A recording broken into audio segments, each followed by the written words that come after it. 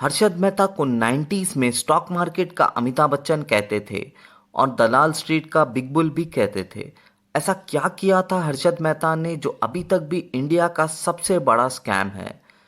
कैसे हर्षद मेहता गरीब से अमीर हुए, फिर बाकी जिंदगी उन्होंने जेल में क्यों काटी?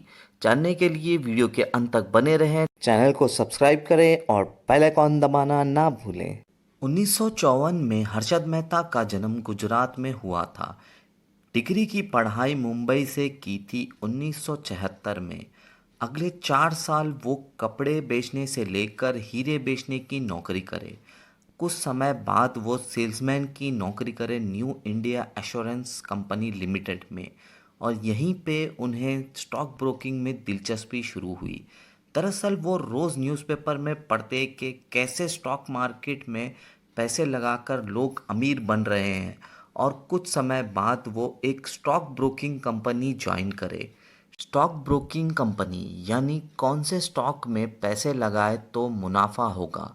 ये कंपनी कस्टमर को सलाह देती है जिसके वो चार्जेस लेते हैं, और ये बायर्स और सेलर्स के बीच एक प्लेटफॉर्म की तरह भी काम करते हैं, जैसे अमेज़ॉन और फ्लिपकार्ट है। 4 साल बाद हर्षद मेहता ने खुद की स्टॉक ब्रोकिंग कंपनी शुरू की जो कामयाब रही। लेकिन जैसे जैसे उनके पास पैसा आता रहा, उनकी लालच और बढ़ रही थी। उन दिनों बैंकिंग सिस्टम में लूपहोल्स थे जिसका फ़ायदा हर्षद मेहता ने उठाया। गवर्नमेंट अनाउंस करती अगर उनके पास कोई प्रोजेक्ट के लिए पैसे नहीं हैं तो उसे पैसा पब्लिक या बैंक इन्वेस्ट करती। उसके बदले गवर्नमेंट इंटरेस्ट देगी और कुछ टाइम बाद वो पैसे भी लौटा देगी। जिसने पैसे दिए उन्हें गवर्नमेंट बॉन्ड्स इशू करती, जिसे गवर्नमेंट सिक्योरिटीज़ या गवर्नमेंट बॉन्ड्स कहते हैं।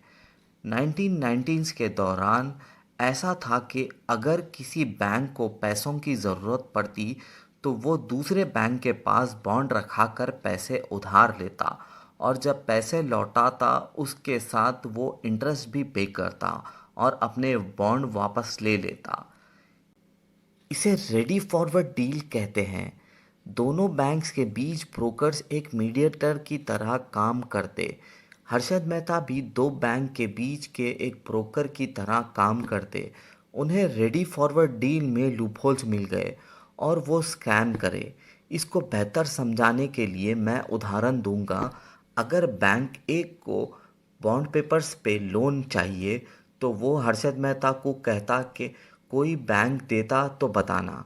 बैंक भी हर्षद मेहता को कहता कि हम लोन देना चाह रहे, कोई बैंक हो तो बताना। हर्षद मेहता बैंक ए से बॉन्ड लेकर बैंक बी में रखा कर लोन लेता और चेक उनके नाम से इशू करता। दरअसल आरबीआई का रूल था कि बॉन्ड सिक्योरिटी के तौर पर रख के एक बैंक दूसरे बैंक से लोन ले सकता है और उनके नाम ही चेक भी इशू होना चाहिए। पर हर्षद मेहता का नाम उन दिनों बहुत था और बैंक डायरेक्टली उनके नाम से चेक इशू करता।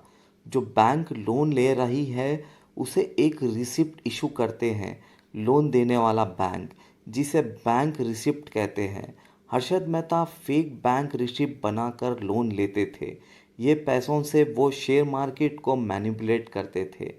अगर किसी बैंक ने लोन का अमाउंट वापस करने का पूछा तो वो दूसरे बैंक से लोन लेकर ये बैंक को पे करते थे। मिसाल के तौर पे बैंक सी से लोन लेकर बैंक बी को पे करते, बैंक डी से लोन लेकर बैंक सी को देते।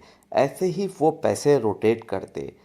किसी भी शेयर्स को महंगा करके उसे बेच देना हर्षद मेहता की खासियत थी। जैसे एसीसी कंपनी की शेयर वैल्यू को 200 से 9000 के करीब पहुंचा दिया था। 1991 और 1992 के दौरान पैसे बहुत कमाए हर्षद मेहता ने इसी प्रोसेस से। हर्षद मेहता ने बहुत बड़े प्रॉपर्टीज़ खरीदे और लग्जरियस कार की कलेक्शन की। 4000 करोड़ का बैंक रिसिप्ट घोटाला किया था हर्षद मेहता ने, जिसे सुचित्रा ने एक्सपोज किया था। पत्रकार सुचित्रा दलाल ने एक आर्टिकल लिखा जिसमें उन्होंने हर्षद मेहता का भांडा फोड़ दिया।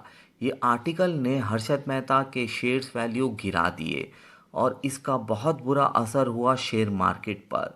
बैंक को भी पता लग गया कि उनके पास जो बैंक रिसिप्ट है वो फेक है।